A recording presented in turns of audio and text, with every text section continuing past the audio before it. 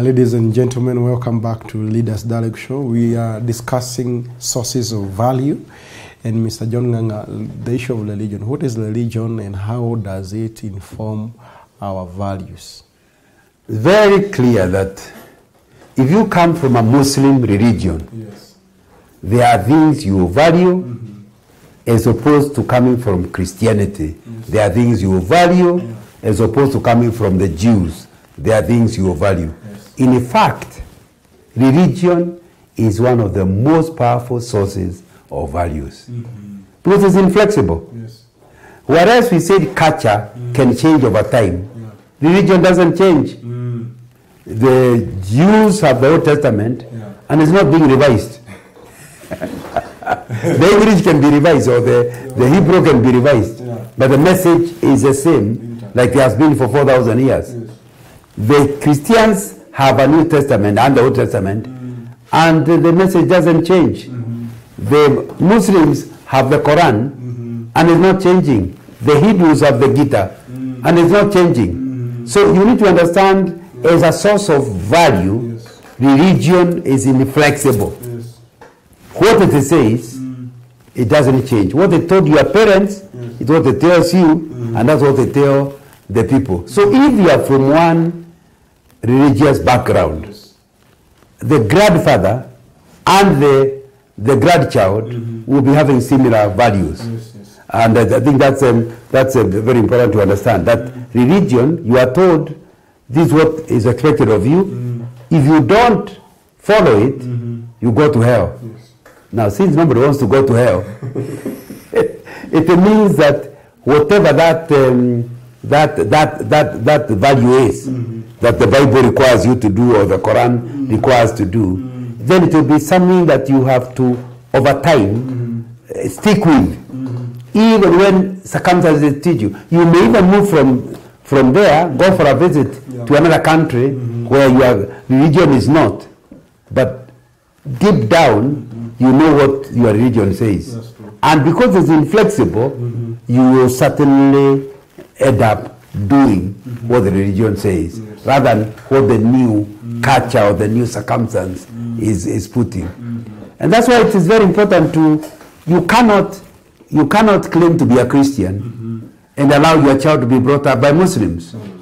You cannot be a Muslim and allow your children to be brought up by Christians. Because in the process, the religious values you'll get will not be the religious values that you wanted them to have, assuming you really care about your religion. It will be important to understand that religion is a much more critical influence and determinant of values than any other source we have discussed that far. So you need to be careful. What do you expose your child to? That's true. And it's the same thing. For example, you are a Protestant, you allow your child to be brought up in a Catholic school, within no time they realize, they are my sister. Yes. Hey, that white. And they look so good, they are good teachers. Within no time, your Protestant child will be asking to become a sister. And because it's not available in your place, say, no, then I'm changing churches. Yes. I don't want to go there. So it's religion is a very, very important source of values. The reason it's important is threefold. Number one, it claims that human beings are not the source of the requirements. That these values are from God. And because you cannot meet God to negotiate with Him, it means that whatever He says is final. It's something that you have to follow. Yes. That makes whatever value you hold on the basis that God wants it is unlikely, you are likely to change. Yes. Number two, because many of the people we admire are our religious leaders. Yes. They are some of the most admired people because you grow with your parents admiring them, admiring the pastors, admiring the Qadi. Because of that, you know whatever the Qadi says can be accepted. So in the process, you end up holding that value very important because of, not just because God says, but because the people you value also value it. Thirdly, you will hold those values seriously because they have consequences beyond the grave. Most other things, even if you break them, there is a social, there'll be a social injunction against you. But this one says it will be here and after you die. So it then means that when you take a religious value, you do not negotiate very much about it. You accept it and you follow it. And that's why we have to really be people who are advancing for us to be where we can you are a Christian, I'm a Muslim, and we can understand each other. The only way we can understand each other is if I allow you to continue being a Christian and you allow me to continue being a Muslim. Because the truth is, we cannot agree. Our source, since we can't change our source, and we cannot advise our source, and your source tells you one thing, mine another. For example, the Muslims value Jesus as a Messiah. The Christians think that's demoting him. He is God. He's part of the Trinity. Now you can see the two of us. I mean, the Christian is not about to change because it's not him determining. That's what the Bible says. The Muslim is not about to change because it's not him. It's the Quran. So it means that we need to accept each other in a way that we don't fight. You just realize that's what he believes. Of course, it doesn't mean we can't influence one another. It means a Christian can preach to a Muslim can preach to a Christian, and explain his background. If they change, they change. But before they change, please respect them the way they are. Love them the way they are. And once you love them the way they are, you are able to relate better with them. Because you should not be expecting that the things you are discussing, that they will just change over. You tell them change and they just change. So it's important to understand religion as a source of value is a very critical source, and it's one of the most influential, and it really determines people's lives, what they value and what they don't value. You know, for example, murder is condemned both by the Quran and by the Bible. That's why on that one we are in agreement. It just means that anybody who has murdered will think, wow, what a terrible guy. Why do you say that?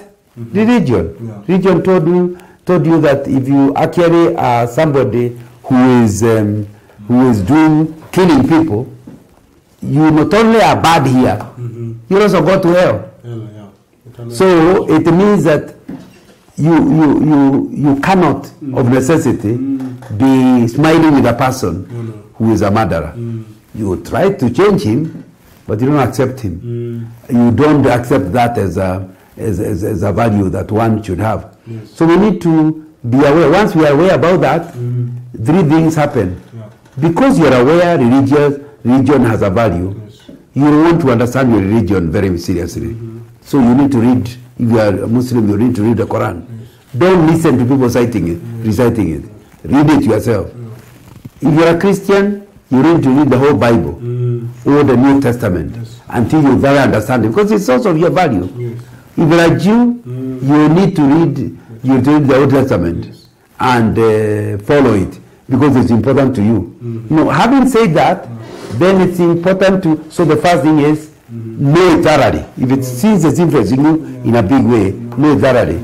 Number two, you need to keep in fellowship with people of your religion, so that you can build your muscle on the things you actually believe.